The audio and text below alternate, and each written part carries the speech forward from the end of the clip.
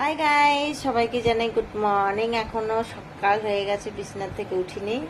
মাম্মা আর আমি শুয়ে আছি মা। আর আজকে গাইস হলো রবিবার। মামা স্কুলে যাবে না কেন? পারলি বেঁধে না গাইস, ওর নাকি দাঁত ব্যথা করছে, ও স্কুলে যাবে না। তো কিরকম মিথ্যা কথা বলে, আর আমাকে উঠতে দিচ্ছে না। আমাকে দেখো কিরকম করে জড়িয়ে আছে যে থাকো, মানে আমি যাতে আমি শুয়ে থাকবো ও তো শুয়ে থাকতে পাবো। മരുന്നോ എന്തിന് തല പല്ലിയാതെ? আজকে কি বানাবো বলো তো সকালবেলা? দশটা ইডলি কিছু না, আজকে ম্যাগি, আজকে ফ্রাই ম্যাগি। എന്റെ ഫേവറേറ്റാ? ഫേവറേറ്റ് പറ.